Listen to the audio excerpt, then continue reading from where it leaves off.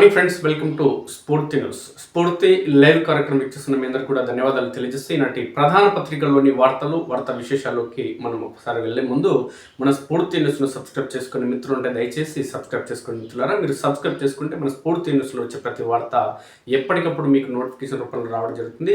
అదేవిధంగా మీ ప్రాంతానికి సంబంధించిన సమస్యలు ఏమున్నా సరే, మీ మండలం కావచ్చు, గ్రామం కావచ్చు, తండా కావచ్చు, నియోజకవర్గం, జిల్లా ఏదైనా సరే, మీరు ఎక్కడ నివాసం ఉంటున్నా మీ ప్రాంతానికి సంబంధించిన సమస్యలు, అభివృద్ధి కార్యక్రమాలు మా దృష్టికి తీసుకొస్తే ఖచ్చితంగా మనం స్ఫూర్తి న్యూస్లో ప్రసారం చేద్దాం. అందుకోసం మీరు చేయాల్సింది 8919793547 నెంబర్కి వాట్సాప్ లేదంటే సామాన్య కాల్ ద్వారా సమాచారం ఇవ్వచ్చు మిత్రులారా. ఇక దేశంలో అనేక రాష్ట్రాల్లో ఎన్నికలు నిర్వహించనున్న ఈ నేపథ్యంలో ప్రధానంగా 4 రాష్ట్రాలకు సంబంధించిన ఎన్నికలు, అదేవిధంగా ఒక పుదుచ్చేరికి సంబంధించినటువంటి ఎన్నికలు అంటే ప్రత్యేక కేంద్రపాలిత ప్రాంతానికి సంబంధించిన ఎన్నికలకు సంబంధించి నోటిఫికేషన్ అనేది విడుదల కావడం జరిగింది. నేపథ్యంలో దేశవ్యాప్తంగా దీనికి సంబంధించి చర్చ అనేది కొనసాగుతుంది. ప్రధానంగా వెస్ట్ బెంగాల్కు సంబంధించి బీజేపీ, తృణమూల్ కాంగ్రెస్ మధ్య హోరాహోరీ పోటీ కొనసాగే అవకాశాలు ఉన్నాయి. ప్రధానంగా ఇక్కడ బీజేపీ పాగా వేసేందుకు మెరుగైన అవకాశాలు ఉన్నాయి. గత ఎన్నికల సమయంలో బీజేపీ టీఎంసీకి టఫ్ ఫైట్ ఇవ్వడం జరిగింది. ఈసారి ఖచ్చితంగా బీజేపీ అక్కడ బోని కొట్టే అవకాశం ఉంది. అదేవిధంగా తమిళనాడు రాష్ట్రంలో కూడా టీవీకే పార్టీ అధినేత సినీ హీరో విజయ్ దళపతితో కూడా అక్కడ బీజేపీ పొత్తు పెట్టుకొని ఖచ్చితంగా స్టాలిన్ గద్దెదించేందుకు ప్రయత్నం నడుస్తుంది. దాంట్లో సక్సెస్ అయ్యేందుకు కూడా అవకాశం ఉంది. అదేవిధంగా కేరళ ఎన్నికలకు సంబంధించి కేరళ రాష్ట్రంలో ఎన్నికలు నిర్వహిస్తున్న నేపథ్యంలో అక్కడ పినరయ్ విజయన్ ముఖ్యమంత్రిగా కొనసాగుతున్న నేపథ్యంలో కమ్యూనిస్ట్ ప్రాబల్యం అనేది కేరళ రాష్ట్రంలో కమ్యూనిస్ట్ ఒక్కటే దేశంలో ఉన్నటువంటి ఒకే ఒక్క రాష్ట్రంలో కమ్యూనిస్ట్ పార్టీ అక్కడ నిలవడం జరిగింది. ఎర్ర జెండాను కేరళ రాష్ట్రంలో లేకుండా చేసేందుకు ఒకవైపు ప్రతిపక్షంలో ఉన్న కాంగ్రెస్ కావచ్చు, మరోవైపు బీజేపీ పార్టీ తీవ్ర ప్రయత్నం చేయడం జరుగుతుంది. అందులో భాగంగానే కాంగ్రెస్ పార్టీకి సంబంధించి జాతీయ ప్రధాన కార్యదర్శి కేసీ వేణుగోపాల్ రేవంత్ రెడ్డి సన్నిహితుడు రేవంత్ రెడ్డి ముఖ్యమంత్రి అయ్యేందుకు అన్ని విధాలుగా సహకరించినటువంటి కేసీ వేణుగోపాల్ని ఈ ఎన్నికల్లో కేరళ ముఖ్యమంత్రిగా చేసేందుకు కేసీఆర్ అదేవిధంగా కేసీఆర్ కొడుకు లేదంటే టీఆర్ఎస్ పార్టీకి సంబంధించిన నేతల విమర్శలు ఏ విధంగా చేయడం జరుగుతుందో తెలంగాణ రాష్ట్రం నుంచి కాంగ్రెస్ పార్టీకి సంబంధించిన రేవంత్ రెడ్డి కావచ్చు, ఇక్కడ ఉన్నటువంటి మంత్రులు ఢిల్లీకి కప్పం కడుతున్నారు అనే మాటలను నిజం చేసేందుకు కేసీ వేణుగోపాల్ ముఖ్యమంత్రి చేసేందుకు ముఖ్యమంత్రి అదేవిధంగా ఈ రాష్ట్రానికి సంబంధించిన కాంగ్రెస్ మంత్రులు జాతీయ రాజకీయాలు చేస్తున్నటువంటి రాహుల్ గాంధీకి ఆ పార్టీకి డబ్బు సంచులు మోసేందుకు అదేవిధంగా కేరళ రాష్ట్రంలో కాంగ్రెస్ పార్టీని అధికారం తీసుకొని తీవ్ర ప్రయత్నం చేస్తున్న నేపథ్యంలో అక్కడ కమ్యూనిస్టు కాంగ్రెస్ మధ్య ఓట్లు చెల్లి బీజేపీకి మెరుగైన స్థానాలు వచ్చే అవకాశం ఉంది. అక్కడ కాంగ్రెస్ పార్టీ గెలవకపోయినా అదేవిధంగా బీజేపీ పార్టీ గెలవకపోయినా కొద్ది ఓట్లు అంటే కొద్ది సీట్లు సాధించే క్రమంలో బీజేపీ పార్టీ ఏమైనా ఊహించని పరిణామాలు చేసేందుకు అవకాశం ఉంది. కాబట్టి నరేంద్ర మోడీ, అమిత్ షా నాయకత్వంలో బీజేపీ పార్టీ ఏ రాష్ట్రంలో రాజకీయాలు చోటు చేసుకుంటున్నా ఉత్కంఠ పరిస్థితి నెలకొంటుంది. ఎందుకంటే అత్యున్నత ప్రతివ్యూహాలతో వాళ్ళిద్దరు కూడా ఇరువురు నేతలు బీజేపీని దేశంలోని అనేక రాష్ట్రాల్లో ఎప్పుడు కూడా చూడనటువంటి బీజేపీ పార్టీని అనేక రాష్ట్రాల్లో అధికారంలోకి తీసుకొచ్చిన ఈ నేపథ్యంలో ఖచ్చితంగా వెస్ట్ బెంగాల్లో అదేవిధంగా తమిళనాడులో మెరుగైన అవకాశాలు ఉన్నాయి. అదేవిధంగా కేరళకు సంబంధించి కూడా అంటే అక్కడ కూడా అధికార పీఠాన్ని చేజిక్కించుకున్న ఆశ్చర్యాలు లేవు. ఎందుకంటే వాళ్ళ వ్యూహాలు ఆ విధంగా ఉంటాయనేది స్పష్టం. దీనికి సంబంధించి వార్తలు ఏంటనేది ఒకసారి చూద్దాం. పాంచజన్యం మోగింది. పశ్చిమ బెంగాల్, తమిళనాడు, కేరళ, అస్సాం, పుదుచ్చేరి ఎన్నికల షెడ్యూల్ విడుదల. దేశంలో మరోసారి ఎన్నికల నగారా మోగింది. 4 కీలక రాష్ట్రాలు ఓ కేంద్రపాలిత ప్రాంతాల్లో అసెంబ్లీ పోరుకు ఎన్నికల సంఘం షెడ్యూల్ ప్రకటించింది. కేరళ, అస్సాం, పుదుచ్చేరిలో ఏప్రిల్ 9న ఒకే విడతలో పోలింగ్ నిర్వహించనున్నారు. తమిళనాడులో వచ్చే నెల 23న ఒకే దశలో ఓటింగ్ పూర్తి కానుంది. దేశవ్యాప్తంగా అత్యంత ఆసక్తి రేపుతున్న పశ్చిమ బెంగాల్లో 2 విడతలు అంటే ఏప్రిల్ 23న 152 స్థానాలకు, ఏప్రిల్ 29న 142 సీట్లకు పోలింగ్ జరగనుంది. వీటన్నింటి ఫలితాలు మే 4న వెలువడతాయి. ప్రధాన ఎన్నికల కమిషనర్ సిఈసి జ్ఞానేష్ కుమార్, ఎన్నికల కమిషనర్లు సుఖ్బీర్ సింగ్ సంధు, వివేక్ జోషి ఢిల్లీలో ఆదివారం ఈ మేరకు వివరాలు వెల్లడించారు. షెడ్యూల్ ప్రకటనతో ఆయా రాష్ట్రాల్లో ఎన్నికల ప్రవర్తన నియమావళి అమల్లోకి వచ్చినట్లయింది. మొత్తంగా వీటిలో 824 అసెంబ్లీ నియోజకవర్గాలు ఉండగా 17.4 కోట్ల మంది ఓటర్లు ఉన్నారు. మరోవైపు గోవా, కర్ణాటక, నాగాలాండ్, త్రిపురలోని 5 అసెంబ్లీ స్థానాలకు ఏప్రిల్ 9న, గుజరాత్, మహారాష్ట్రలోని 3 అసెంబ్లీ స్థానాలకు ఏప్రిల్ 23న ఉప ఎన్నికలు జరగనున్నాయి. వీటి ఫలితాలు మే 4న వెలువడతాయి. కేరళ, అస్సాం, పుదుచ్చేరి ఎన్నికలకు నోటిఫికేషన్ సోమవారం విడుదల అవుతుంది. తమిళనాడు ఎన్నికలతో పాటు బెంగాల్లో తొలి విడతకు ఈ నెల 30న, బెంగాల్ రెండో విడతకు ఏప్రిల్ 2న నోటిఫికేషన్ జారీ చేస్తారు. సిఈసి పదవి నుంచి తనను తప్పించేందుకు విపక్షాలు పార్లమెంట్లో తీర్మానం కోరడంపై విలేకరులు అడిగిన ప్రశ్నలకు జ్ఞానేష్ కుమార్ స్పందించలేదు. ఇక మొత్తం ఏ రాష్ట్రం అంటే పశ్చిమ బెంగాల్లో మొత్తం అసెంబ్లీ స్థానాలు 294 ఉన్నాయి. ఎన్నికలు ఏప్రిల్ 23న 29న జరగనున్నాయి 2 విడతల్లో. తమిళనాడుకు సంబంధించి 234 అసెంబ్లీ స్థానాలు ఉండగా ఏప్రిల్ 23న ఒకే దఫలో ఎన్నికలు నిర్వహించనున్నారు. కేరళ రాష్ట్రానికి సంబంధించి 140 అసెంబ్లీ సీట్లు ఉంటే ఏప్రిల్ 9న ఎన్నికలు ఉన్నాయి. అస్సాం, పుదుచ్చేరిలో కూడా ఏప్రిల్ 9నే ఉన్నాయి. అస్సాంలో 126, పుదుచ్చేరిలో 30 అసెంబ్లీ స్థానాలు ఉన్నాయి. దీనికి సంబంధించి ప్రధానంగా అనేక అంశాలకు సంబంధించిన ఈ కొనసాగి ఒకసారి చూస్తే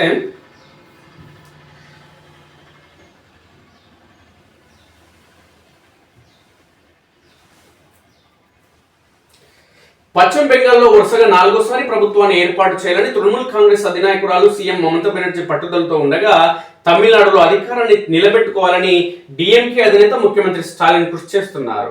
అస్సాంలో భాజపా, కేరళలో ఎల్డీఎఫ్ హ్యాట్రిక్ గెలుపుపై కన్నేశాయి. ఇక బెంగాల్లో భాజపా, తమిళనాడులో అన్నా డిఎంకే, కేరళ, అస్సాంలో కాంగ్రెస్ ఎన్నికల్లో చావో రేవో అన్నంతగా పోరాటం ఖాయంగా కనిపిస్తోంది.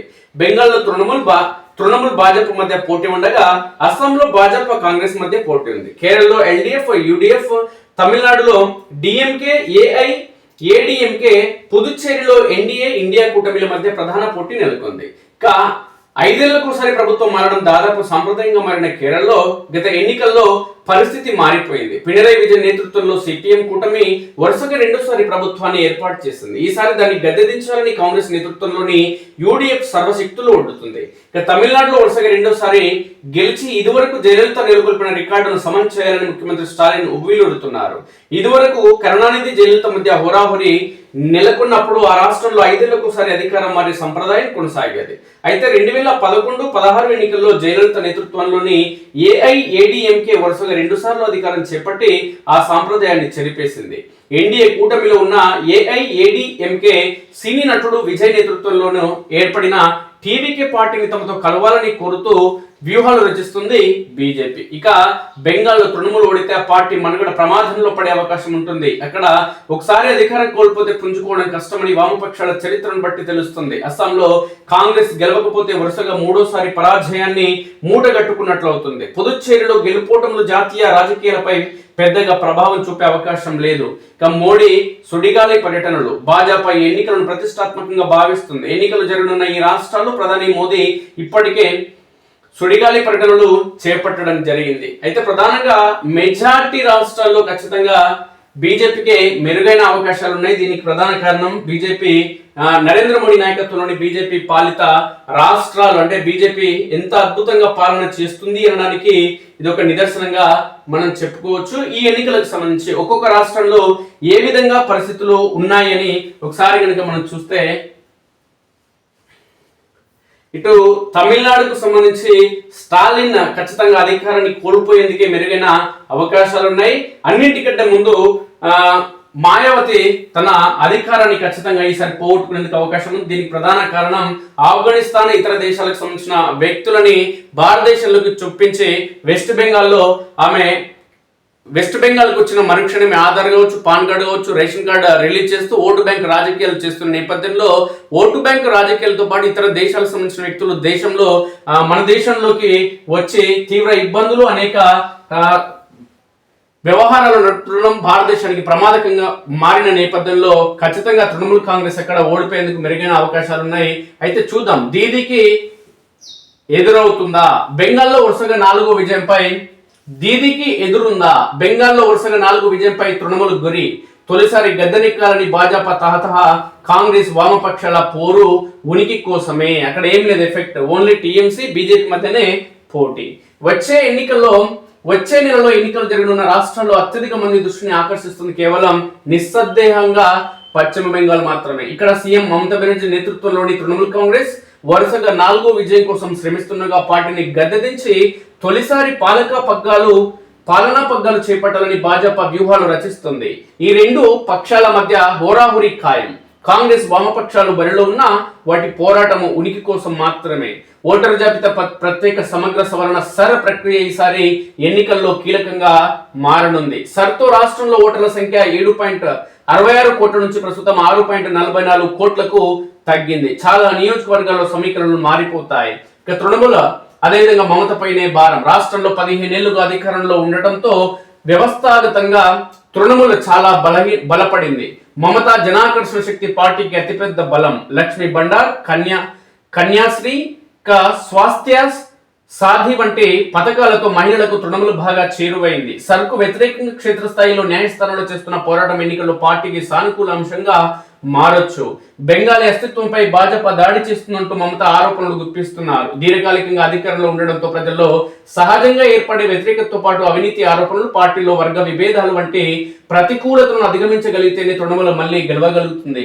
రాష్ట్రంలో 294 నియోజకవర్గాలుండగా గత ఎన్నికల్లో 215 చోట్ల దీదీ పార్టీ గెలిచింది. కానీ పార్లమెంట్ ఎన్నికల్లో బీజేపీ అద్వితీయంగా పుంజుకుంది. ఇక భాజపా సర్వశక్తులోడుతూ తృణమూలను ఓడించేందుకు భాజపా 2021లో గట్టిగానే ప్రయత్నించినా సఫలీకృతం కాలేకపోయింది. ఈసారి ప్రధానమంత్రి నరేంద్ర మోడీ, కేంద్ర హోంమంత్రి అమిత్ షా బెంగాల్ ఎన్నికలను మరింత ప్రతిష్టాత్మకంగా తీసుకుంటూ గెలుపు కోసం సర్వశక్తులు ఒడ్డుతున్నారు. తృణమూల్ ఇన్నాళ్ళు అధికారంలో ఉండడానికి అక్రమ వలసలే కారణమని కమలదళం భావిస్తుంది. సర్తో అక్రమ వలసదారుల పేర్లు ఓటర్ జాబితా నుంచి తొలగిపోయాయని, తాము అధికారంలోకి వచ్చాక వారిని రాష్ట్రం నుంచి బయటకు పంపించేస్తామని చెబుతుంది.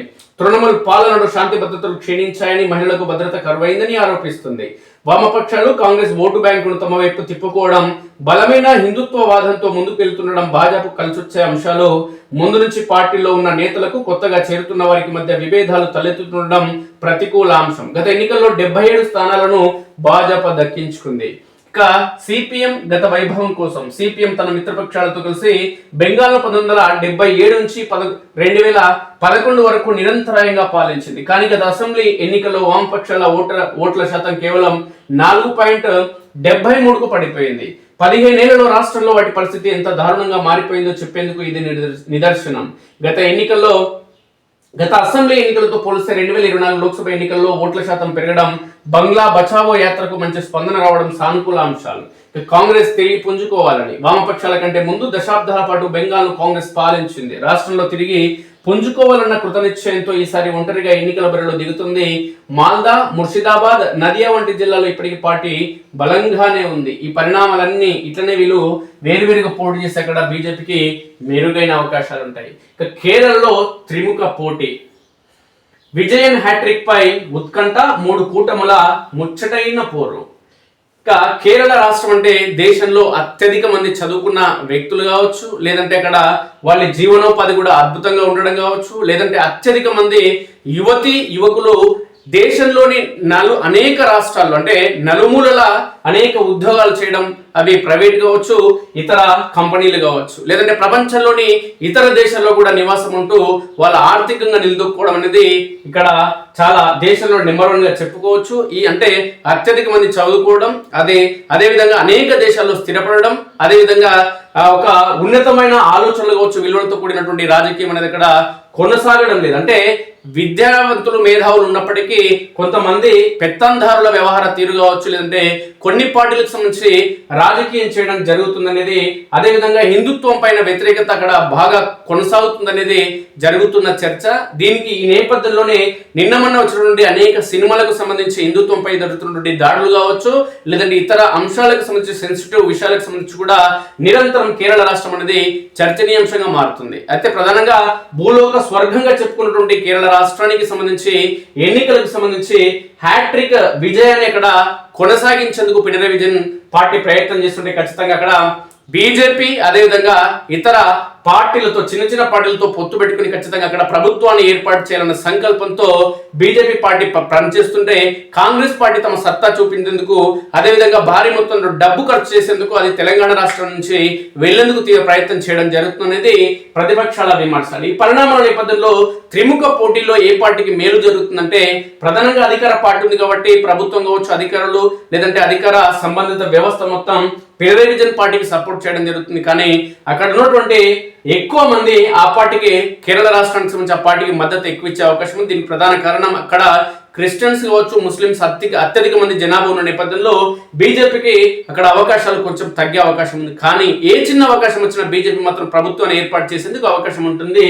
దీనికి కారణం ఇప్పటికే అక్కడ ఉన్నటువంటి సినీ నటులు కావచ్చు, లేదంటే ప్రముఖులను తమ పార్టీలో, వ్యాపారస్తులు తమ పార్టీలో చేర్చుకుని తీవ్ర ప్రయత్నం చేయడం జరుగుతుంది బీజేపీ పార్టీ. ఇక్కడ మొదటగా తెలంగాణ రాష్ట్రంలో ఏ విధంగా అయితే తెలంగాణ రాష్ట్రంలో ఏ విధంగా అయితే కేసీఆర్ ని తుదముట్టించడం జరిగిందో, బీజేపీ పార్టీ కేసీఆర్ ని గద్దె దించడం జరిగిందో, కేసీఆర్ ని గద్దె దించిన తర్వాత నెక్స్ట్ ఎన్నికల్లో బీజేపీ టార్గెట్ పెట్టుకోవడం జరిగింది. అంటే ఈ వచ్చే ఎన్నికల్లో ఖచ్చితంగా బీజేపీ తెలంగాణ రాష్ట్రంలో చాలా తీవ్రమైన ప్రయత్నం చేయడం జరుగుతుంది. దీనికి కారణం ఏంటంటే పొద్దున లేస్తే కేసీఆర్ ప్రధానమంత్రి నరేంద్ర మోడీ గురించి విమర్శలు చేయడం జరిగింది.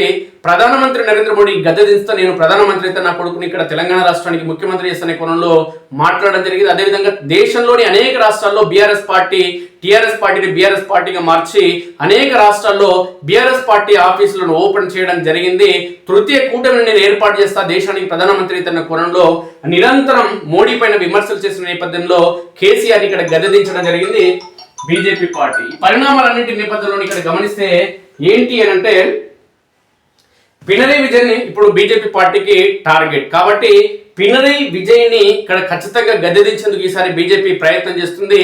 ఈ దఫా ఎన్నికల్లో బీజేపీ ఇక్కడ టార్గెట్ కాకుండా వచ్చే ఎన్నికల్లో ఖచ్చితంగా ఇక్కడ బీజేపీ అనేది పాగా వేస్తుంది. అందుకోసం స్థానికంగా ఉన్నటువంటి ముఖ్యమైన నేతలు కావచ్చు, సినీ నటులు కావచ్చు, వ్యాపారస్తులు కావచ్చు, లేదంటే వాళ్ళకు సంబంధించినటువంటి సామాజిక కార్యకర్తలు కావచ్చు, లేదంటే సమాజం కోసం తప్పించే వ్యక్తులను బీజేపీ పార్టీలో చేర్చుకునేందుకు వ్యూహాత్మక ఎత్తుగడలు వేయడం జరుగుతుంది బీజేపీ పార్టీ. ఇది ఏం జరుగుతుందో ఒకసారి చూద్దాం. అయితే కేరళ రాష్ట్రానికి సంబంధించి కాంగ్రెస్ పార్టీ జాతీయ ప్రధాన కార్యదర్శి కేసీ వేణుగోపాల్ రాహుల్ గాంధీకి అత్యంత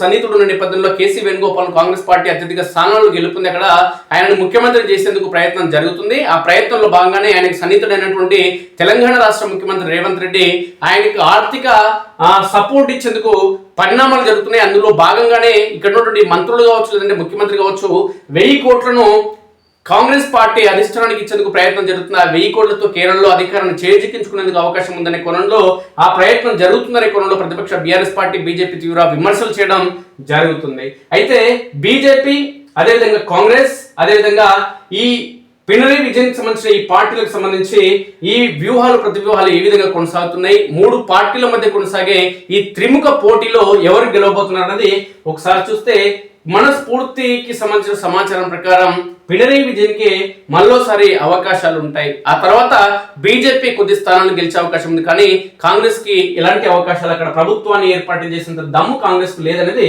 సుస్పష్టం.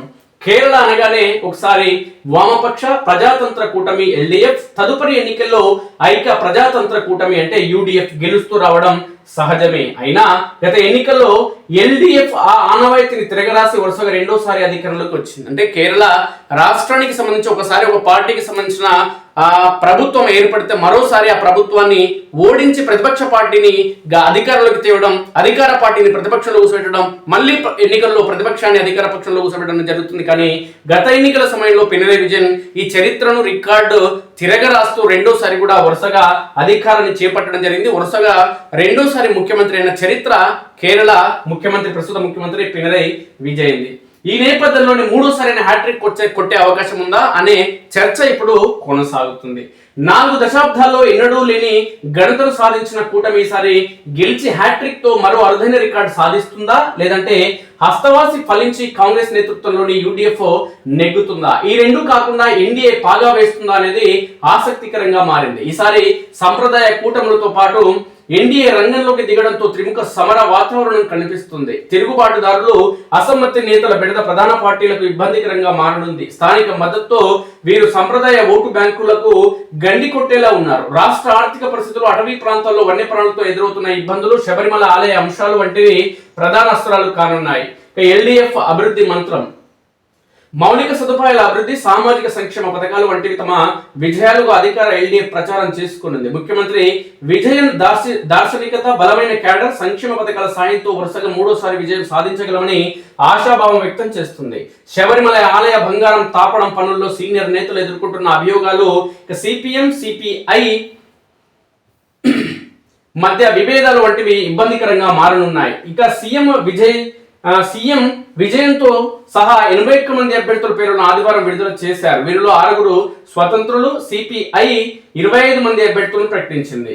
ఇక యూడిఎఫ్ విమర్శల అస్త్రం. రాష్ట్ర ఆర్థిక పరిస్థితి అంతంత మాత్రంగానే ఉండడం, ఆరోగ్య రంగంలో ఎదురవుతున్న ఇబ్బందులు, శాంతి భద్రతల సమస్యలు వంటివి ప్రముఖంగా ప్రస్తావించేందుకు కాంగ్రెస్ నేతృత్వంలోని యూడిఎఫ్ సమాయత్తమవుతుంది. ఒక రకంగా ఈ కూటమికి ఇది జీవన్మరణ సమస్య. 10 ఏళ్లుగా విపక్షంలో కూర్చొని ఇప్పుడైనా అధికారంలోకి రాకపోతే మనుగడపై ప్రభావం పడుతుందనే ఉద్దేశంతో సర్వశక్తులు ఒడ్డేందుకు వ్యూహం రూపొందించింది.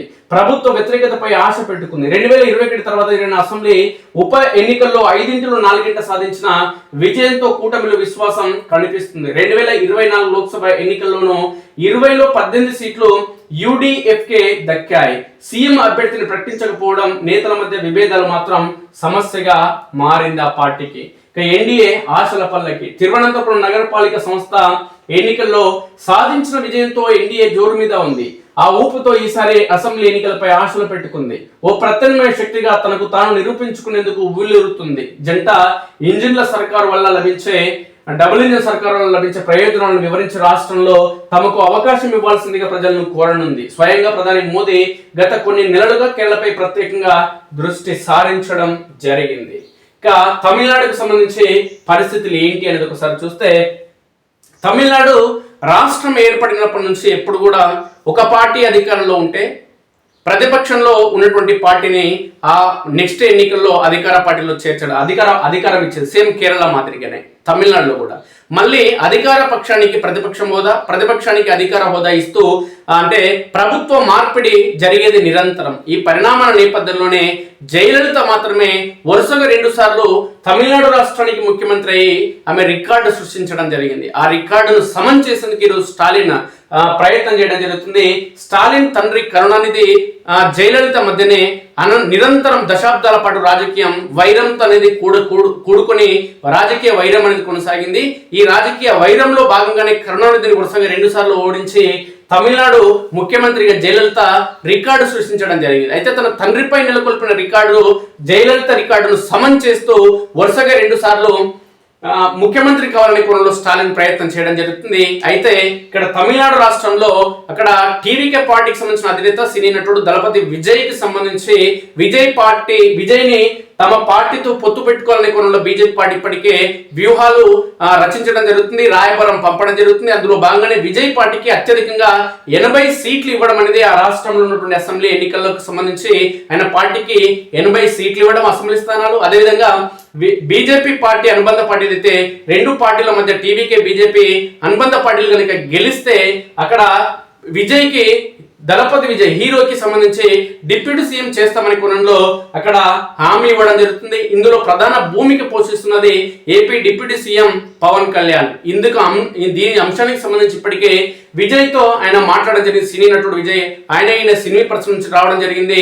ఇప్పుడు Pawan Kalyan already deputy CM ఉన్నాడు కాబట్టి నువ్వు కూడా బీజేపీ పార్టీతో సమన్వయంతో ముందుకు వెళ్తే రాజకీయం భవిష్యత్తు ఉంటుంది, నీకు డిప్యూటీ సీఎం పదవి వస్తుంది. కాబట్టి నీ పార్టీ బలాబలాల నేపథ్యంలో ఇప్పుడు అధికారంలోకి వచ్చే అవకాశం లేదు కాబట్టి ఒంటిగా పోతే బీజేపీతో పొత్తు పెట్టుకుని ముందుకు వెళ్ళు, ఖచ్చితంగా భవిష్యత్తు ఉంటుందనే కోణంలో పవన్ కళ్యాణ్ చెప్పడం జరిగింది. దానికి దాదాపుగా ఆయన ఒప్పుకున్నట్టు తెలుస్తుంది. ఈ పరిణామాల నేపథ్యంలోనే ఖచ్చితంగా పదవి అంటే మార్పు అనేది జరుగుతుంది తమిళనాడు రాష్ట్రంలో. కాబట్టి మళ్ళీ 2011 ఎన్నికల తర్వాత మరోసారి ఆ పరిస్థితి దాపురిస్తుందంటే ఖచ్చితంగా మళ్ళీ 2 సార్లు అంటే వరుసగా 2 సార్లు ఒకే పార్టీ అధికారంలోకి రాకుండా జయలలిత రికార్డు అలాగే ఉండాలంటే ఖచ్చితంగా జయలలితను అభిమానించే నాయకులు అనేక మంది ఉన్నారు, అక్కడ ప్రజలు ఉన్నారు. కాబట్టి అమ్మా అని పిలిచే అక్కడ ప్రజలు మరి బీజేపీ పార్టీకి విజయ్ పార్టీకి 2 పార్టీలకు మద్దతు ఇచ్చి అక్కడ స్టాలిన్ కు ఆ రికార్డు బ్రేక్ చేసే అవకాశం లేకుండా చేస్తారనేది ఇప్పుడు తమిళనాడు రాష్ట్రంలో చర్చనీయాంశంగా మారింది.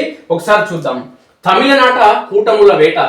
దృఢంగా డిఎంకే పార్టీ, అన్నా డిఎంకేకు దూరమవుతున్న కీలక నేతలు, పొత్తులు తేల్చని విజయ్. తమిళనాడు శాసనసభ ఎన్నికలపై దేశవ్యాప్తంగా ఆసక్తి వ్యక్తమవుతుంది. కూటమిని చెక్కు చెదరనీయకుండా కాపాడుకుంటూ వస్తున్న డిఎంకే ఈ ఎన్నికల్లో విజయంపై ధీమాగా ఉంది. రాష్ట్రంలో మహిళలపై పెరుగుతున్న నేరాలు, ఎన్నికల హామీలను నెరవేర్చలేదని విమర్శలు, ప్రజలపై రుణభారం పెరగడం వంటి అంశాలు మాత్రం ఆ పార్టీని ఇబ్బంది పెట్టేలా ఉన్నాయి. అన్నాడీఎంకేతో కలిసి ఎన్డీఏ తన బలాన్ని నిరూపించుకోవాలని చూస్తుంది. ప్రముఖ సినీ నటుడు విజయ్ స్థాపించిన పార్టీ ఎలాంటి ప్రభావం చూపిస్తుందో తేలాల్సి ఉంది. మాజీ ముఖ్యమంత్రి జయలలిత సన్నిహితురాలు వికే శశికళ కొత్త పార్టీని ఏర్పాటు చేసే అదృష్టాన్ని పరీక్షించుకోబోతున్నారు. కేసుల కారణంగా 2023 వరకు స్వయంగా పోటీ చేయలేని పరిస్థితులు ఉన్న పార్టీ తరపున అభ్యర్థులను బరిలో ఆమె దించనున్నారు. ఇక డిఎంకే సామరస్యంగా సర్దుబాటు. లౌకికవాద ప్రగతిశీల కూటమి ఎస్పీఏగా బరిలో దిగుతున్న డిఎంకే మిత్రపక్షాలు తమ బలాన్ని సడలనీయట్లేదు. వివాదాలు లేకుండా సీట్ల సర్దుబాటు చేసుకుంటున్నాయి. స్పష్టత వచ్చిన మేరకు కాంగ్రెస్ కు 28 ఎండీఎంకేకు 4, ఇతరులకు 6 సీట్లను డిఎంకే ఖరారు చేసింది. మరికొన్ని పార్టీలతో చర్చలు నడుస్తున్నాయి. విజయకాంత్ స్థాపించిన డిఎండికే 6 నుంచి 10 సీట్లను డిమాండ్ చేస్తుంది. ద్రవిడ నినాదం సంక్షేమం మంత్రాలుగా రెండోసారి అధికారాన్ని సాధిస్తామన్న నమ్మకంతో డిఎంకే పావులు కదుపుతుంది. మంత్రులపై అవినీతి ఆరోపణలు, ఇసుక అక్రమ రవాణా, మాదక ద్రవ్యాలు, కుటుంబ రాజకీయాలు వంటి అంశాలను విపక్షాలు లేవనెత్తుతున్నాయి. ఇక టీవీకే ఒంటరిగానే అనే కోణంలో టీవీకే ఒంటరిగానే విజయ్.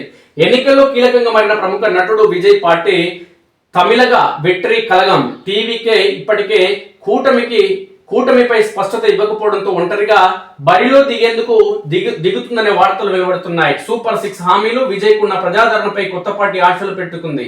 ఎన్ని స్థానాల్లో పోటీ చేస్తారనే స్పష్టత రాలేదు. ఈసారి పట్టాలి మక్కల్ కచ్చి పిఎంకే 2గా చీలింది. కుమారుడు అన్బుమణి రాజ్యసభ సభ్యుడు ఎన్డీఏలో కొనసాగుతుండగా తండ్రి తామదాస వర్గం మాత్రం ఎటు వెళ్లాలో తెలియక సందిగ్ధంలో ఉంది. మరికొన్ని పార్టీలు ఒంటరిగా ఉండడంతో బహుముఖ పోరు అనివార్యమైంది. అయితే విజయ్కి సంబంధించి సినీ నటుడు విజయ్ తన భార్యకు సంబంధించి విడాకుల అంశం, త్రిషతో ఆయనకున్నటువంటి సాన్నిహిత్య నేపథ్యంలో ఎన్నికల్లో ఆయన పైన కొంచెం పలుచన భావం ఏర్పడింది. సొంత భార్యకి, కుటుంబ సభ్యులకు విలువనివ్వని వ్యక్తి, అదేవిధంగా వాళ్ళని చూసుకోలేని వ్యక్తి రాష్ట్ర ప్రజలను ఏ విధంగా చూసుకుంటారనే కోణంలో ప్రతిపక్షాలు విమర్శలు చేసే అవకాశం ఉంది. ఈయన గనక బీజేపీతో పొత్తు పెట్టుకుంటే రాజకీయ భవిష్యత్తు ఉంటుంది. సొంతంగా వెళ్తే మాత్రం ఈయన గుండుసు నాకు పరిమితం కావడం ఖాయం. అన్నాడీఎంకే వరుస ఎదురు దెబ్బలు. అన్నాడీఎంకే నుంచి కీలక నేతలు ఒక్కొక్కరుగా బయటకు వస్తున్నారు. మాజీ ముఖ్యమంత్రి పన్నీరు సెల్వం సహా పలువురు తమ ఎమ్మెల్యే పదవికి రాజీనామా చేసి బయటకు వచ్చారు. సీనియర్ నేత సెంగొట్టియన్ టీవీకేలో, అదేవిధంగా మిగిలిన వారు డిఎంకేలో చేరారు. తాజాగా మరో సీనియర్ నేత పుహలెంది అన్నాడీఎంకే నుంచి వైదొలిగి కొత్త పార్టీని పెట్టి ఇప్పుడు డిఎంకేలో చేరారు. కీలక నేతలు, శ్రేణులు చేజారడం అన్నా డిఎంకేకు తలనొప్పిగా మారింది. జయలలిత మరణం తర్వాత ఆ పార్టీ బలహీనమైంది. ఇక చీలికలు రావడంతో రాష్ట్ర రాజకీయాలకు ప్రత్యామ్నాయం అవసరమైంది. పైగా డిఎంకే 500కు పైగా హామీలు ప్రకటించింది. అందులో ఆకర్షణీయమైన పథకాలు మహిళలపై ప్రభావం చూపాయి. పాలనా పరంగా డిఎంకే తన ఉనికిని కాపాడుకుంటూ వచ్చిందని చెప్పాలి. ఇలాంటి బలమైన కూటమితో తిరిగి పోటీ పడేందుకు ఇదివరకు విడిపోయిన అన్నా డిఎంకే, ఎన్డీఏ ఇప్పుడు ఒక్కటయ్యాయి. కానీ మరి ప్రభావం ఏ విధంగా ఉంటుందన్నది చూడాలి. కానీ అస్సాం రాష్ట్రంలో బీజేపీ పార్టీ అద్వితీయంగా చాలా పటిష్టంగా ఉంది. అక్కడ ముఖ్యమంత్రిగా హిమంత బిశ్వ శర్మ ఉన్నాడు. దేశ రాజకీయాలను తన వైపు తిప్పుకునేలా, దేశ రాజకీయాల్లో తనకంటూ ప్రత్యేక స్థానాన్ని దక్కించుకునే విధంగా దేశంలోని అనేక రాష్ట్రాలకు సంబంధించిన బడుగు బలహీన పేద వర్గాలకు సంబంధించిన ప్రజలతో ఆయన మమేకమయ్యే విధానం దేశంలోని ప్రజలందరినీ కూడా ఆకర్షించడం జరుగుతుంది. ఒక ముఖ్యమంత్రి అంటే చుట్టూ సెక్యూరిటీ గార్డ్స్, అదేవిధంగా పోలీసు బందోబస్తు మధ్య మాత్రం నిరంతరం బయటికి రావడం జరుగుతుంది. కానీ హిమంత విశ్వశర్మ అనునిత్యం ప్రజలకి సమయం కేటాయించడం జరుగుతుంది. వారి నుంచి నేరుగా ఫిర్యాదులు తీసుకోవడం జరుగుతుంది, ఫిర్యాదు లెటర్లు తీసుకోవడం జరుగుతుంది, సామాన్య ప్రజలు నిరంతరమైన కలవడం జరుగుతుంది. కాబట్టి హిమంత విశ్వశర్మ అస్సాం రాష్ట్రానికి సంబంధించిన ముఖ్యమంత్రికి రోజు అనేది క్రేజ్ అనేది పెరగడం జరుగుతుంది. కాబట్టి బీజేపీ అక్కడ మరోసారి విజయం సాధించి హ్యాట్రిక్ కొడుతుంది అనేది సుస్పష్టం. దానికి మెరుగైన అవకాశాలు ఉన్నాయి అస్సాంలో బీజేపీ హ్యాట్రిక్ కొట్టేందుకు. ఒకసారి చూద్దాం. కమలం హ్యాట్రిక్ కొడుతుందా? అస్సాంలో భాజపా కాంగ్రెస్ హోరాహోరీ. కీలకంగా మారనున్న చిన్న పార్టీలు భాజపా కాంగ్రెస్ మధ్య హోరాహోరీ పోరుతో అస్సాం ఎన్నికలు ఉత్కంఠ రేపుతున్నాయి. రాష్ట్రంలో దశాబ్ద కాలంగా అధికారంలో ఉన్న కమల దళం హ్యాట్రిక్ విజయంపై కన్నేగా దాన్ని ఓడించి పూర్వ వైభవం సాధించాలని అస్సాం పార్టీ ప్రణాళికలు రచిస్తుంది. అటు భాజపా నేతృత్వంలోని మిత్రపక్షాలు ఎన్నికల్లో కీలక పాత్ర పోషించే అవకాశాలు ఉన్నాయి. బద్రుద్దీన్ అజ్మల్ నేతృత్వంలోని ఏఐయుడిఎఫ్ ఎంత వరకు ప్రభావం చూపిస్తుందన్నది ఆసక్తికరంగా మారింది. ఇక భాజపా హిమంత జోరు రాష్ట్రంలో 2016లో తొలిసారి అధికారంలోకి వచ్చిన భాజపా 2021లో ప్రభుత్వాన్ని నిలబెట్టుకుంది. ఈ 10 ఏళ్ల పాలనా కాలంలో వ్యవస్థాగతంగా చాలా బలోపేతమైంది. రాష్ట్రంలో అభివృద్ధి పనులు, అమలు చేసిన సంక్షేమ పథకాలు, కుదుర్చుకున్న శాంతి ఒప్పందాలను పదే పదే ప్రస్తావిస్తూ ఎన్డీఏను మరోసారి గెలిపించాలని ఓటర్లను సీఎం హిమంత బిశ్వ శర్మ కోరుతున్నారు. ప్రధాని మోదీ, కేంద్ర హోంమంత్రి అమిత్ షా, భాజపాకు చెందిన ఇతర సీనియర్ నేతలు రాష్ట్రంలో పలుమార్లు పర్యటించారు. డబుల్ ఇంజన్ సర్కారుతో అస్సాంకు చేకూరిన ప్రయోజనాలను పదే పదే వివరించారు. 10 ఏళ్లుగా అధికారంలో ఉండడంతో ప్రభుత్వంపై ప్రజల్లో సహజంగా పెరిగే వ్యతిరేకత భాజపాకు ఎన్నికల్లో కొంత ఇబ్బందికరంగా మారవచ్చు. హిమంత ఆయన కుటుంబ సభ్యులపై ఉన్న అవినీతి ఆరోపణలు ప్రతికూలంగా పనిచేయొచ్చు. ఇక రాష్ట్రంలో భాజపా నేతృత్వంలోని ఎన్డీఏ కూటమిలో అస్సాం గణ పరిషత్ అంటే AGP, united peoples party liberal, UPPL, Bodoland peoples front, BPF భాగస్వామ్య పక్షాలు ఉన్నాయి. ఇక కాంగ్రెస్ గొగోయ్ దూకుడు కాంగ్రెస్ పార్టీకి సంబంధించి 2016లో గద్దె దిగడానికి ముందు వరుసగా 15 ఏళ్ల పాటు అస్సాంను కాంగ్రెస్ పాలించింది. దశాబ్ద కాలంగా అధికారానికి దూరంగా ఉండడంతో చాలా మంది సీనియర్లు పార్టీని వీడారు. అయితే ఇప్పటికీ క్షేత్రస్థాయిలో బలంగానే ఉంది కాంగ్రెస్ పార్టీ.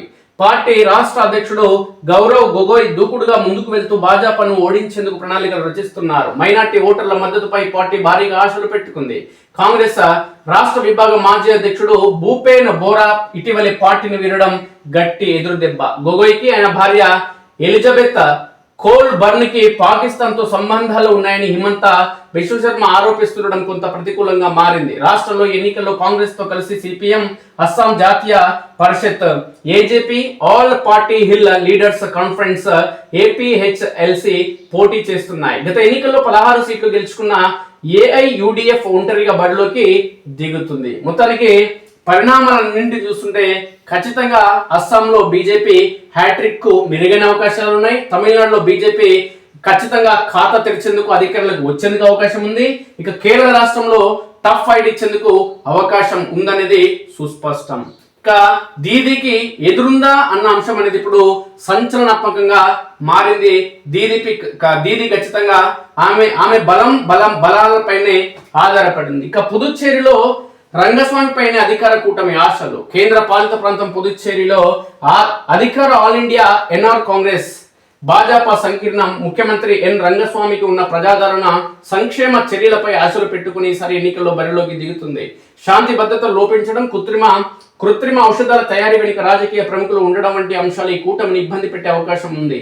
1974-1977లో కొద్ది కాలం పాటు ప్రభుత్వంలో ఉన్న అన్నాడీఎంకి ఇప్పుడు ఎన్డీఏలో భాగస్వామిగా సీట్ల సర్దుబాటు కోసం ఎదురు చూస్తుంది. 2024 లోక్సభ ఎన్నికల్లో సాధించిన విజయంతో కాంగ్రెస్ నేతృత్వంలోని విపక్షం తన అదృష్టాన్ని ఎన్నికల్లో పరీక్షించుకోవాలని ఉవ్విల్లూరుతుంది. కాంగ్రెస్ డిఎంకే కూటమికి ఎవరు నేతృత్వం వహించాలి, సీఎం అభ్యర్థి ఎవరనేది ఇంతవరకు నిర్ణయించుకోలేదు. సీట్ల సర్దుబాటు తేలలేదు. సీఎం రంగస్వామి 2 నియోజకవర్గాల నుంచి పోటీ చేసే అవకాశాలు ఉన్నాయి.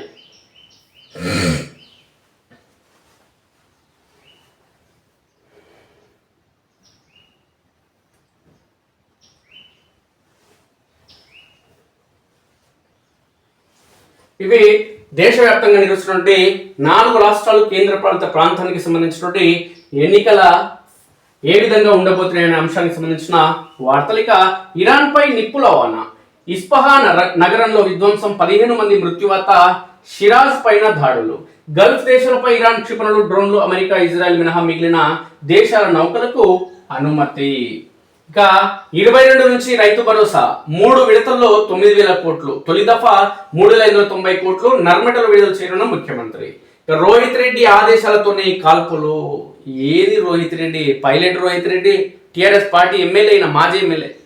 ఈ ఎమ్మెల్యే చేసేది మొత్తం అంతంత రౌడీజం కాదు అనే కోణంలో ఇప్పటికీ ప్రతిపక్ష పార్టీలకు సంబంధించిన నేతలు, అధికార పక్ష పార్టీ నేతలు పేర్కొనడం జరుగుతుంది. ఈయనకు ఫామ్ హౌస్ ఉంది. ఈయన ఫామ్ హౌస్ లో ఎప్పుడు డ్రగ్స్, గంజాయి దొరుకుతూనే ఉంటాయి, కానీ ఫామ్ హౌస్ మాత్రం సీజ్ కాదు. ఎందుకంటే ఈయన ఎమ్మెల్యే కాబట్టి గతంలో ఎమ్మెల్యే కదా, ఇప్పుడున్న ఎమ్మెల్యేలు, ఆ ఎమ్మెల్యే, అంతకుముందు ఎమ్మెల్యేలు, ఇప్పుడున్న మంత్రులు, ఈయన ముఖ్యమంత్రులు అందరూ రాజకీయ పార్టీలకు సంబంధించిన నాయకులే కాబట్టి వీళ్ళందరూ ఒకటే కులం, రాజకీయ కులం కాబట్టి వీళ్ళకు సంబంధించిన బిజినెస్లు, అవి కాలేజీలు కానీ, హాస్పిటల్స్ కానీ, లేదంటే ఇట్లాంటి ఫామ్ హౌస్లు కానీ, వీళ్ళ దగ్గర ఏం తప్పులు జరిగినా వాళ్ళ కాళ్ళు సర్ది చెప్పుకుంటూ వాళ్ళ కాళ్ళు సపోర్ట్ చేసుకుంటూ ముందుకు వెళ్ళడం జరుగుతుంది. ఇదే రాజకీయం అంటే. అదే ఒకసారి మనం చూద్దాం ఏం రాజకీయం చేస్తున్నాడు రోహిత్ రెడ్డి. రోహిత్ రెడ్డి ఆదేశాలతోనే కాల్పులు, పోలీసుల వైపు తుపాకీతో కాల్చిన ఢిల్లీ వాసి నమిత్ శర్మ. తుపాకీతో రోహిత్ సోదరుడు రితేష్ దిగా గుర్తింపు. తుపాకీ ఎవరిదంటే ఈ రోహిత్ రెడ్డి సోదరు ఉందంట. 11 మందికి డ్రగ్స్ పరీక్షలు చేస్తే రోహిత్ రెడ్డి ఫామ్ హౌస్ లా 6గురికి పాజిటివ్ వచ్చింది డ్రగ్స్ తీసుకున్నట్లు. వారిలో ఏలూరు ఎంపీ పుట్టా మహేష్, అదేవిధంగా రోహిత్ రెడ్డి కూడా ఉన్నాడట, సొక్కవైన పిల్లాడు. మాజీ ఎమ్మెల్యే సహా 3 అరెస్టు, రిమాండ్, 8 మందికి station bail. Moinabad farm house పార్టీలో డ్రగ్స్ కలకలం. డ్రగ్స్ స్థాయి ఎందుకు ఈ డ్రగ్స్ తీసుకునేది? ఒక సమాజంలో ఇంత ఉన్నతమైన పదవులు, ఎంపీలు, ఎమ్మెల్యేలు, సినీ నటులు, హీరోలు, హీరోయిన్లు ఏం సందేశం ఇస్తున్నారా ప్రజలకు?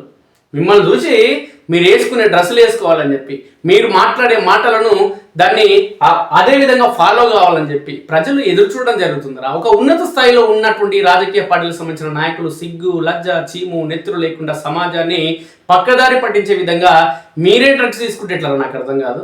నియోజకవర్గంలోని ప్రజలకేమో సూచనలు సలహాలు ఇస్తారు, మీరేం పాలన చేస్తారు అంటే మీ కార్యకర్తలకు మొత్తం గెలిస్తే డ్రగ్స్ సరఫరా చేస్తారా?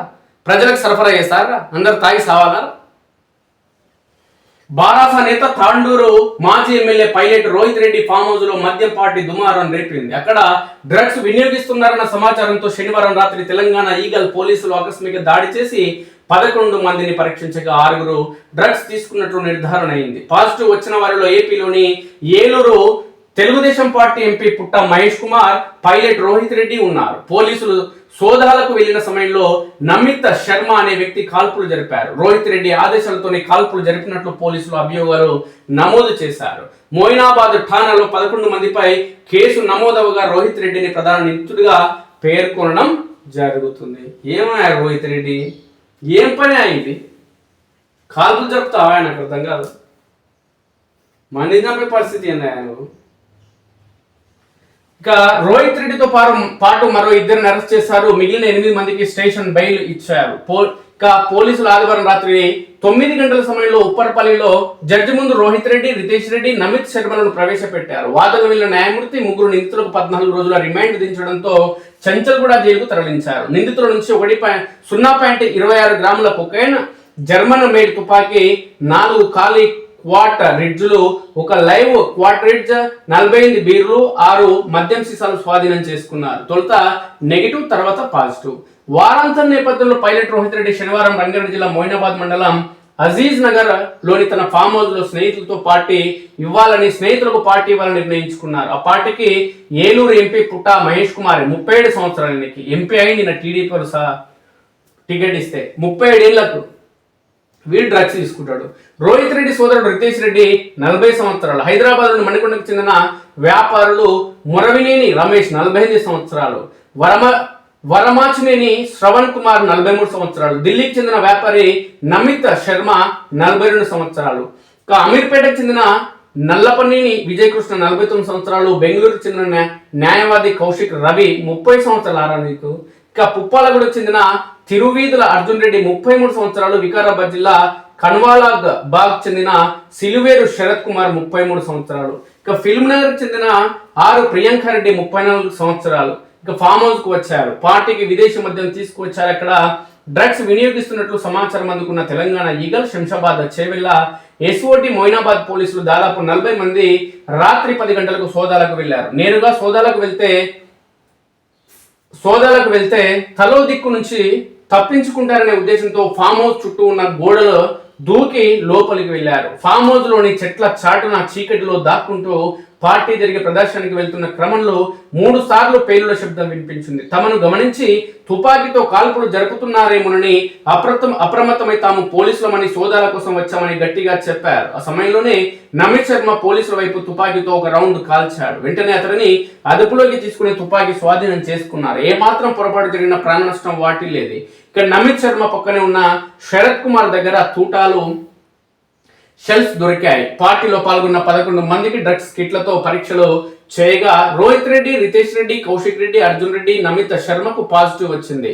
ఇక పుట్టా మహేష్ కు తొలుత నెగిటివ్ వచ్చింది. పాజిటివ్ వచ్చిన వారిలో కొందరు తాము ఫామ్ హౌస్ లో డ్రగ్స్ తీసుకోలేదని గోవా, హిమాచల్ ప్రదేశ్ లోని సిమ్లాలో తీసుకున్నట్లు వాదనకు దిగారు. ఇక పోలీసులు మరింత ఖచ్చితత్వం కోసం అర్ధరాత్రి ఎర్రగడ్డలోని ప్రభుత్వ ఆసుపత్రికి తీసుకువెళ్లి రక్త నమూనాలను పరీక్షించారు. రెండోసారి పరీక్షల్లో ఈ 5గురితో పాటు ఎంపీ పుట్టా మహేష్ కు పాజిటివ్ వచ్చింది. అక్కడే వినియోగించినట్లు గుర్తింపు. అంతకుముందు సోదాలకు వెళ్ళినప్పుడు తుపాకీ పేల్చడం, అనంతరం పోలీసులు చుట్టుముట్టాక ఫామ్ హౌస్ లో కొద్దిసేపు హైడ్రామా నడిచింది. కొందరు మఫ్టీలో ఉన్న పోలీసులను ఎందుకు వచ్చారంటూ ప్రశ్నించారు. అందరి ఫోన్లు స్వాధీనం చేసుకున్న పోలీసులు ఫామ్ హౌస్ లో తనిఖీలు నిర్వహించగా శరత్ కుమార్ దగ్గర 0.26 గ్రాముల కొకైన్ దొరికింది. అక్కడే కొంత డ్రగ్స్ వినియోగించినట్లు ప్రాథమికంగా గుర్తించారు. స్వాధీనం చేసుకున్న కొకైన్ ఫోరెన్సిక్ ల్యాబ్ కు పంపారు. కౌశిక్ రవి ద్వారా డ్రగ్స్ కొనుగోలు చేస్తున్నట్లు శరత్ పోలీసులకు వాంగ్మూలం ఇచ్చాడు. ఇక తుపాకీ లైసెన్స్ గురించి ఆరా తీయగా అది రోహిత్ రెడ్డి సోదరుడు రితేష్ రెడ్డి పేరుతో తీసుకున్నట్లు గుర్తించారు. పాజిటివ్ వచ్చిన వారు గతంలో డ్రగ్స్ తీసుకున్నారా లేదా అనే అంశంపై పరిశీలిస్తున్నట్లు తెలంగాణ ఈగల్ ఎస్పీ గిరిధర్ ఆదివారం మీడియాకు చెప్పారు. ఏవన్గా రోహిత్ రెడ్డి పోలీసులు లోపలికి వెళ్ళినప్పుడు కాల్పులు జరపాల్సిన అవసరం ఏమొచ్చిందని కోణంలో 11 మంది నిందితులు తెల్లవారుజామున శంషాబాద్ పోలీస్ స్టేషన్ తీసుకెళ్లి విచారించగా రోహిత్ రెడ్డి ఆదేశాలతోని కాల్పులు జరిపినట్లు బయటపడింది. దీంతో రోహిత్ రెడ్డిని కేసులో ప్రధాన నిందితుడుగా ఏవన్గా చేర్చారు. లైసెన్స్డ్ తుపాకీ దుర్వినియోగం చేసినందుకు, రితేష్ కాల్చినందుకు నమిత్ పై వివిధ సెక్షన్ల కింద కేసు నమోదు చేశారు. ఎంపీ పుట్టా మహేష్ మిగిలిన 7గురికి నోటీసులు ఇచ్చి పంపారు. ఈ ఘటనపై ఎన్డీపీఎస్ చట్టంలోని 8C 22A 2729 సెక్షన్లు, ఆయుధాల చట్టంలోని సెక్షన్ 30, అదేవిధంగా 25 1BA తెలంగాణ ఎక్సైజ్ చట్టం కింద కేసు నమోదు చేశారు. నమిత్ శర్మ రాజస్థాన్ కు చెందిన మాజీ ఎమ్మెల్యే అని ప్రచారం జరిగినా పోలీసులు ధృవీకరించలేదు. అతడు ప్రస్తుతం ఢిల్లీలో స్థిరాస్తి వ్యాపారం చేస్తున్నట్లు చెప్పారు. ఇక వివాదాల కేంద్ర బిందువు pilot Rohit Reddy farm house. Tandur మాజీ MLA Rohit Reddy farm house సంచలనాలకు కేంద్ర బిందువుగా నిలిచింది. దేశవ్యాప్తంగా సంచలనం రేపిన ఎమ్మెల్యేలకు ఎరకేసి ఇక్కడే బయటపడింది. 2022 అక్టోబర్లో అప్పటి బారాసా ఎమ్మెల్యేలు రోహిత్ రెడ్డి, గువ్వల బాలరాజు, బీరం హర్షవర్ధన్ రెడ్డి, రేగ కాంతారావును పార్టీ మారాలంటూ ప్రలోభ పెట్టిన వ్యవహారంలో రామచంద్ర భారతి, నందకుమార్, సింహయాజీ తదితరులని సైబరాబాద్ పోలీసులు ఇదే ఫామ్ హౌస్ లో అదుపులోకి తీసుకున్నారు. ఈ కేసు దర్యాప్తులకు ప్రభుత్వం సిట్ ఏర్పాటు చేసింది. ఆ తర్వాత ఇదే కేసు సిబిఐకి బదిలీ అయింది. ఎమ్మెల్యేలకు ఎర్ర వ్యవహారంలో రోహిత్ రెడ్డి ఫిర్యాదుతోనే పోలీస్ కేసు నమోదైంది. ఇప్పుడు డ్రగ్స్ పట్టుబట్టడం, ఎంపీ సహా 6గురికి పాజిటివ్ రావడం సంచలనం రేపింది. అందుకే ఎక్కువ ఇసుకోగురు అని ఆయన అంటే ఇసుకున్నాడు. ఇసుకొని ఏదిగా పడ్డాడు రోహిత్ రెడ్డి. ఇప్పుడు ఎవడు నేను దిక్కు పోలేదు. అంటే రాజకీయ నాయకులకు ఏం కాదు, అందరూ ఒకటే కదా. ఇంతకుముందు మనం మాట్లాడుతున్నప్పుడు మీరందరూ రాజకీయ నాయకులు ఒకే కులం, మీరందరూ ఒకరికొకరు తోడు సపోర్ట్ చేసుకుంటారు. ఎవడు అధికారంలో ఉన్నా మీకు మీరు సపోర్ట్ చేసుకుంటారు. వెలుగు ప్రధాన పత్రికలో వచ్చినటువంటి ప్రధానమైన వార్తలు ఏంటి అనేది ఒకసారి మనం చూద్దాం. నేటి నుంచి అసెంబ్లీ బడ్జెట్ సమావేశాలు. ఉదయం 11:45 ఉభయ సభలను ఉద్దేశించి గవర్నర్ ప్రసంగం. 20న అసెంబ్లీలో బడ్జెట్, నెలాఖరు వరకు సెషన్. కొత్త హాల్లో కొలువు తీరనున్న శాసన మండలి. ఇవాళ గవర్నర్, సీఎం చేతుల మీదుగా అసెంబ్లీ ప్రాంగణంలో తెలంగాణ తల్లి విగ్రహావిష్కరణ. ఈసారి 3.0 లక్షల కోట్లతో బడ్జెట్ 15,000 కోట్ల నుంచి 20,000 కోట్లు పెరగనున్న అంచనాలు. బాంబుల మోత. పశ్చిమాసియాలో 16వ రోజు భీకర యుద్ధం. ఇరాన్లోని ఇస్ఫహాన్ ప్రావిన్స్ పై ఇజ్రాయెల్ అటాక్. గల్ఫ్ దేశాల్లోని చమురు కేంద్రాలపై ఇరాన్ ప్రతీకార దాడులు. తొలిసారి యుద్ధంలో డాన్సింగ్ మిసైళ్ల ప్రయోగం. కర్గ్ ఐలాండ్ పై సరదాగా మరిన్ని దాడులు చేస్తామంటూ ట్రంప్ పేర్కొన్నారు. ఇరాన్ డీల్ కోసం వచ్చింది, ట్రంప్స్ బాలేదని ఒప్పుకోలేదని కామెంట్. యుద్ధం ముగించేందుకైనా, లాంగ్ వార్ కైనా మేము రెడీ అంటూ ఇరాన్ పేర్కొంది. నెతన్యాహు బతికి ఉంటే వేటాడి చంపుతామని వార్నింగ్. 22న రైతు భరోసా. సిద్దిపేట జిల్లా నర్మేట వేదికగా రిలీజ్ చేయనున్న సీఎం రేవంత్ రెడ్డి. తొలి విడతలో 3 ఎకరాలలోపు రైతులకు 3,590 కోట్లు. 70 లక్షల మంది చిన్న సన్నకారు రైతులకు 3 విడతల్లో పెట్టుబడి సాయం. ఆటోను ఢీకొట్టిన లారీ, 3 మృతి. నల్గొండ జిల్లా నాంపల్లి మండలంలో ప్రమాదం. బయట ప్రైవేట్ సెక్యూరిటీ, లోపల డ్రగ్స్ పార్టీ. మాజీ MLA Rohit Reddy farm house లో ఇల్లీగల్ యాక్టివిటీస్. వ్యాపారవేత్తలు, పొలిటీషియన్లతో వీకెండ్ పార్టీలు. గోవా, సిమ్లా నుంచి కొకైన్ సహా నిషేధిత డ్రగ్స్ సప్లై. ఈగల్ ఫోర్స్ దర్యాప్తులో సంచలన విషయాలు. శనివారం రాత్రి పార్టీలో కొకైన్ తో చిక్కిన రోహిత్ రెడ్డి, ఏపీ ఎంపీ మహేష్, ప్రియాంక రెడ్డి సహా 11 మంది అరెస్ట్. ఎంపీ మహేష్ కుమార్, ప్రియాంక రెడ్డికి స్టేషన్ బెయిల్. రోహిత్ రెడ్డి సహా మరో ముగ్గురిని జడ్జి ముందు ప్రవేశపెట్టిన పోలీసులు 14 రోజుల రిమాండ్. ఫామ్ హౌస్ ను సీజ్ చేసేందుకు ప్రతిపాదనలు సిద్ధం. ఇక బైక్ ను ఢీకొన్న కారు, భార్య భర్తల మృతి. మేడిపల్లిలో ఘోర ప్రమాదం. ఇద్దరు పిల్లలపై కత్తితో తల్లి దాడి. కూతురు మృతి, స్వల్ప గాయాలతో తప్పించుకున్న కొడుకు. మానసిక సమస్యలతో ఇబ్బంది పడుతున్న తల్లి. భువనగిరి జిల్లాలో దారుణం. డ్రగ్స్ టెస్ట్ కు కేటీఆర్ రెడీనా? అసెంబ్లీలో అందరం పరీక్షలు చేయించుకుందాం, వస్తారా? బీఆర్ఎస్ వర్కింగ్ ప్రెసిడెంట్ కు పీసీసీ చీఫ్ మహేష్ కుమార్ గౌడ్ సవాల్. బీఆర్ఎస్ హయాంలో రాష్ట్రం డ్రగ్స్ మయం. కేటీఆర్వి అన్ని ఉల్టా చోర్ మాటలే. వచ్చే అసెంబ్లీలో 51 మంది మహిళా ఎమ్మెల్యేలే లక్ష్యమని వెల్లడి. ఈ మహేష్ కుమార్ గౌడ్ అన్ని గాలి మాటలే ఉంటాయి, అన్ని గాలి మాటలే. కేసీఆర్ ప్రభుత్వంలో అంట డ్రగ్స్ అంట, అంది వాస్తవమే. మరి మీ ప్రభుత్వంలో తగ్గినా సార్? మీకు అలాగే ఏం తేడలేదు. ఇదే పాలన ఉంటుంది అంటే ఎవడు మీకు ఓట్లు లేకపోదు. మళ్ళా అదే దళిద్రమో ఏదో ఒకటి కేసీఆర్కి ఓట్లేదు. అయితే మత్తు పదార్థాలకు నేను వ్యతిరేకం. డ్రగ్స్ తో దొరకని వారిని చట్టపరంగా శిక్షించాలి అంటూ, డ్రగ్స్ తో దొరికిన వారిని చట్టపరంగా శిక్షించాలంటూ కేటీఆర్ పేర్కొన్నారు. నీచ రాజకీయాల కోసం డ్రగ్స్ కేసులోకి నన్ను బీఆర్ఎస్ పార్టీని లాగుతారా? లీగల్ నోటీసులు ఇస్తా. డ్రగ్స్ టెస్ట్ విషయంలో పీసీ చీఫ్ సూచనను స్వాగతిస్తున్నానని వ్యాఖ్యానించడం జరిగింది కేటీఆర్. మిస్టర్ రంగనాథ్, నిన్ను కోర్టుకి ఈడుస్తా. ఆదిత్య కన్స్ట్రక్షన్ మూసీని కబ్జా చేస్తున్నదని గతంలో మీరే లెటర్ రాసి ఇప్పుడు నన్ను బద్నాం చేస్తారా? తెలంగాణ జాగృతి అధ్యక్షురాలు కల్వకుంట్ల కవిత. ఈ వ్యవహారంలో నేను చేసిన ధర్నాపై తప్పుడు సమాచారంతో ఎక్స్ లో వీడియోలు పెడతారా? ఆ వీడియోలను వెంటనే డిలీట్ చేయకపోతే మీపై పరువు నష్టం దావా వేస్తా. హైడ్రా కమిషనర్ రంగనాథ్ కు వార్నింగ్. హైడ్రా కమిషనర్ రంగనాథ్ కాదక్క, ఆయన కాంగ్రెస్ పార్టీ నాయకుడు. ఆయన పసిబిడ్డల ప్రాణం తీస్తున్న జన్యు లోపాలు, పుట్టుకతోనే ఇమ్యూనిటీ సమస్యలు, పదే ఇన్ఫెక్షన్లు, జ్వరాలతో హాస్పిటల్స్ పాలవుతున్న చిన్నారులు. వ్యాధిని గుర్తించడంలో ఆలస్యం. సగం మందిలో తీవ్రమైన ఇన్ఫెక్షన్లు. 676 మంది చిన్నారుల్లో 118 మంది మృతి. మేనరికపు పెళ్లిళ్లతో రెట్టింపు అవుతున్న మరణాలు. తక్కువ హెచ్బి, తక్కువ లింపోసైట్ కౌంట్ ఉంటే ప్రాణాపాయమే. దేశవ్యాప్తంగా ఇన్బోర్న్ ఎర్రర్స్ ఆఫ్ ఇమ్యూనిటీ కేసులపై ICMR రిపోర్ట్. ఇక విజయక్రాంతి ప్రధాన పత్రికలో వచ్చినటువంటి ప్రధానమైన వార్తలు ఏంటి అని చూస్తే, టీవీకే నేత విజయ్కి బీజేపీ ఆఫర్. డిప్యూటీ సీఎం పదవి, అదేవిధంగా 80 సీట్లు అంటూ ఒక వార్త ప్రధానంగా రావడం జరిగింది. అది ఏంటి అనేది ఒకసారి చూద్దాం. విజయక్రాంతి ప్రధాన పత్రికల్లో వార్తలు బాగా వస్తున్నాయి మిత్రులారు. వాస్తవంగా చెప్పాలంటే కొన్ని అంశాలకు సంబంధించి అద్భుతమైన వార్తలు అనేది రావడం జరుగుతుంది. వేం నరేందర్ రెడ్డిని ఈరోజు నిన్న ఐక్యతా ఫౌండేషన్ చైర్మన్ సుంకిరెడ్డి రాఘవేంద్ర రెడ్డి కూడా కలవడం జరిగింది. ఈ సందర్భంగా కల్వకుర్తి నియోజకవర్గానికి సంబంధించి అభివృద్ధి కార్యక్రమాలకు సహకరించండి. ప్రభుత్వం తరఫున అదేవిధంగా వ్యక్తిగతంగా కూడా కల్వకుర్తి నియోజకవర్గ అభివృద్ధి కోసం మీ వంతు సహాయాలు అందించాలంటూ ఈ సందర్భంగా సుంకిరెడ్డి రాఘవేంద్ర రెడ్డి ఐక్యతా ఫౌండేషన్ చైర్మన్ గా, టాస్క్ సిఓగా ఆయన పేర్కొనడం జరిగింది. టీవీకే అధినేత విజయ్కి బీజేపీ ఆఫర్. 80 సీట్లు, అదేవిధంగా డిప్యూటీ సీఎం పదవి ఇస్తామన్న ప్రతిపాదన. జాతీయ మీడియాలో విస్తృతమైన కథనాలను ఖండించిన టీవీకే. తమిళనాడులో అసెంబ్లీ ఎన్నికల హీట్ పెరిగిన వేళ ఆదివారం ఓ విషయంపై జాతీయ మీడియా విస్తృతంగా కథనాలు ప్రచారం చేసింది.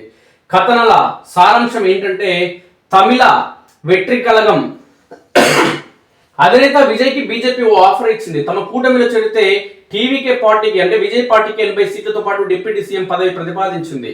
రాయబారం నడిపించేందుకు ఇతర రాష్ట్రాలకు సంబంధించిన నాయకులు సైతం బీజేపీ సంధానకర్తలకు రంగంలోకి దించినట్లు సమాచారం. ఆ రాష్ట్రంలో ఎప్పుడు 2% ఓట్ల తేడాతో గెలుపోటములు ఖరారవుతాయి. ఈ నేపథ్యంలో తనకున్న ఓటు బ్యాంకుతో విజయ్ చరిష్మా తోడైతే అక్కడ తమ కూటమి అధికారంలోకి వస్తుందని బీజేపీ అంచనా వేస్తుంది. దీనిలో భాగంగానే విజయ్ని బుట్టలో వేసుకునేందుకు బీజేపీ పావులు కదుపుతున్నట్టు తెలుస్తుంది. మరోవైపు బీజేపీ ఆఫర్ ప్రతిపాదన కథనాలను టీవీకి ఖండించింది. బీజేపీతో పొత్తు పెట్టుకునే ప్రసక్తి లేదని party joint general secretary CTR Nirmal Kumar స్పష్టం చేశారు. ఒంటరిగానే 234 స్థానాల్లో పోటీ చేస్తామని పునరుద్ఘాటించారు. ఏం చేస్తారు బాబు, పోటీ చేసి ఉంటారుగా, ఓడిపోయి కదప్ప. నెతన్యాహు సురక్షితమే. ఇక ముస్తాబా ఉన్నాడో లేడో, ట్రంప్ గారికి మతి మందగించింది. ఈడన్నీ మందగించినోడు ఆ దేశ అధ్యక్షుడే, అమెరికా అధ్యక్షుడే ఈ ప్రపంచం మొత్తాన్ని ఎలా ఇబ్బంది పెడుతుండు. ఉల్లాసంగా ఉత్సాహంగా మైథిలికి లైఫ్ టైమ్ అచీవ్మెంట్ అవార్డు అందించిన బీసీసీఐ. నేటి నుంచి ఒంటిపూటబడి కాఫీ కోసం చచ్చిపోయా. తాను మరణించనున్న ప్రచారంపై నెతన్యాహు స్పందించారు. కానీ కాఫీ కోసం మరణించారని నెటిజన్లు చురకలండించారు. పశ్చిమాసియాలో పరీక్షలు రద్దు. యుద్ధ సంక్షోభం నేపథ్యంలో పశ్చిమాసియా దేశంలో 12వ తరగతి బోర్డు పరీక్షలను సిబిఎస్ఈ రద్దు చేసింది. కాల్పుల విరమణ మార్గం. పశ్చిమాసియాలో శాంతి కోసం తక్షణమే కాల్పుల విరమణ పాటించాలని భాగస్వామ్య పక్షాలకు పోపు పిలుపునిచ్చారు. టీడీపీ గుట్టురట్టు. టీడీపీ ఎంపీ పుట్ట మహేష్ కుమార్ డ్రగ్స్ టెస్టులో పాజిటివ్. రాత్రి యూరిన్ లో నీళ్లు కలిపి టెస్టులో పాజిటివ్ రాకుండా తంటాలు. పాంచ్ పటాక్ అంటూ ఒక వార్త వచ్చింది. డీప్ గా మౌనం. పురుషుల కంటే మహిళలకే డీప్ ఫేక్ ముప్పు. 62% ఘటనలో మౌనంగా బాధితులు. ఫిర్యాదులో బెంగళూరు, హైదరాబాద్ టాప్. పాతాళంలోకి గంగా. జనవరితో పోలిసి ఫిబ్రవరిలో మీటర్ లోతులోకి రాష్ట్ర సగటు భూగర్భ జలాలు. 10 జిల్లాల్లో ఆందోళనకర స్థాయిలో. వేసవి తీవ్రతతో సాగుకు యథేచ్ఛగా వినియోగించడమే కారణం. పలు జిల్లాల్లో ఎండిపోతున్న పంటలు, పశువులకు మేతగా వినియోగం. డ్రగ్స్ కు పూర్తిగా వ్యతిరేకం. ఎక్స్ లో BRS working president KTR. Outer పై ఆర్టీసీ టెర్మినల్. జిల్లా సర్వీసులు అక్కడికే పరిమితం. అక్కడి నుంచి ఎలక్ట్రిక్ బస్సుల్లో నగరంలోకి ప్రయాణికులు. హైదరాబాద్ లో డీజిల్ బస్సుల నియంత్రణ చర్యల్లో భాగంగా సర్కార్ యోచన. బడ్జెట్ కు వేళ నేటి నుంచి అసెంబ్లీ సమావేశాలు. నమస్తే తెలంగాణలో ఏం వార్తలు వచ్చినాయో ఒకసారి చూద్దాం. సేవ్ తెలంగాణతో అసెంబ్లీకి. సభలో పోరుకు గులాబీ దళం సన్నద్ధం. శాసనసభ మండలిలో సర్కారు తీరును ఎండగట్టేందుకు బీఆర్ఎస్ కసరత్తు. సాధ్యమైనంత వేగంగా సమావేశాలు ముగించాలనే ఆలోచనతో ప్రభుత్వం. గోదావరి జలాలు, మూసీ సింగరెడ్డిపై చర్చకు పట్టుబట్టనున్న ప్రధాన ప్రతిపక్షం. రైతు భరోసా, మహిళలకు 2500 పింఛన్లపై నిలదీసేందుకు సమాయత్తం. 20న రాష్ట్ర బడ్జెట్ ప్రవేశపెట్టనున్న బట్టి 30 లోపు ద్రవ్య వినిమయ బిల్లు పాస్. ఈసారి డిప్యూటీ స్పీకర్ ఎన్నిక డౌటే. నేటి నుంచి అసెంబ్లీ ఉభయ సభలను ఉద్దేశించి ప్రసంగించనున్న గవర్నర్. రాష్ట్ర శాసనసభకు తొలిసారి రానున్న శివప్రసాద్ శుక్లా. కొత్త గవర్నర్ కదా, ఫస్ట్ సారి వస్తున్నాడు. ధరల మూత, సబ్సిడీ మేత. వ్యవసాయ యాంత్రీకరణ పథకంలో అక్రమాలు. బహిరంగ మార్కెట్ తో పోలిస్తే సబ్సిడీ పథకంలోని అధిక ధరలకు సాగు పరికరాలు. రైతుకు దక్కని సబ్సిడీ, అధికారులకు కాసులు. కంపెనీల ప్రతినిధులతో కుమ్మక్కై అవినీతి. కమిషన్లు దండుకుంటున్న యంత్రాంగం. మీరు అసలే ఇవ్వకపోతుంది కదా దళితులారా, వాళ్ళు ఏదో ఇస్తున్నారు. గ్యాస్ గోసా. బ్లాక్ లో వాణిజ్య సిలిండర్ 5000, డొమెస్టిక్ 3500. ఏజెన్సీల వద్ద చాంతాడంత క్యూలు. దేశమంతా ఒకే దృశ్యం. 8 గంటలు లైన్లో నిల్చున్న ఎల్పిజి సిలిండర్ దొరకని పరిస్థితి. ఫార్మా పైన ఎఫెక్ట్. ఆగిపోతున్న మందులు, సిరంజీల ఉత్పత్తి. అరే ఎవరా దీనికి కారణము? మోడీయా లేదంటే బీజేపీ? నాకు అర్థమైతలేదు. ప్రపంచంలో యుద్ధం జరుగుతుందిరా. గ్యాస్ మన దగ్గర తయారై ఇంత మొత్తంలో కాదు, అది మనం చెయ్యము. పెట్రోల్, డీజిల్ మన దగ్గర కాదు, అక్కడి నుంచి తెప్పించుకోవాలరా. తెప్పిస్తుంటే మధ్యలో బాంబులు వేసి దాన్ని పేలుస్తున్నారా.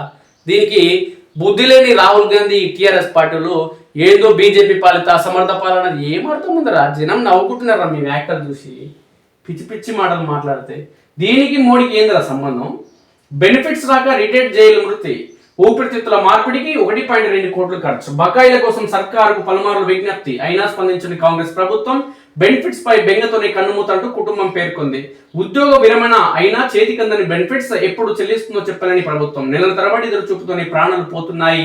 బకాయిలను చెల్లించిన సర్కారు కారణంగా మరో రిటైర్డ్ ఉద్యోగి కన్నుమూశారు. అనారోగ్యం కబలిస్తున్నా ప్రభుత్వం నుంచి కదలిక లేకపోవడంతో ఖమ్మం జిల్లాకు చెందిన రిటైర్డ్ జూనియర్ లెక్చరర్ శ్రీధర్ మృతి చెందారు. అరే కేసీఆర్, కేటీఆర్ కూడా ఈయన పానం పోవడానికి కారణం. మీరు 2 ఏళ్ల పదవి రిటైర్మెంట్ పెంచిరు. ఎందుకంటే మీకు ఈయనకి చేత పందికొక్కులా పంచుకొని తిని మీ జీతాలు పెంచుకొని ఇలా రాష్ట్రాన్ని మొత్తం దివాలా తీసి సర్వనాశనం చేసి ఇలా కాంగ్రెస్ రోడ్ బెనిఫిట్స్ ఇస్తలేంటారు ఈ టీఆర్ఎస్ దొంగలు. మీరు ఇచ్చినారా? 2 ఏళ్ళు ఎవడు పెంచమంటారా రిటైర్మెంట్ వయసుని? సిగ్గులేని దద్దమ్మలు. అందుకే మీరు ఓడిపోయిరా. ఇవి నాటి ప్రధాన పత్రికలోని వార్తా విశేషాలు. మిత్రులారా, మీ సూచనలు, సలహాలు, అభిప్రాయాలు ఖచ్చితంగా తెలియజేయండి. అదేవిధంగా మన స్ఫూర్తి న్యూస్ను సబ్స్క్రైబ్ చేసుకుని మిత్రులుంటే దయచేసి సబ్స్క్రైబ్ చేసుకోండి. Thank you very much.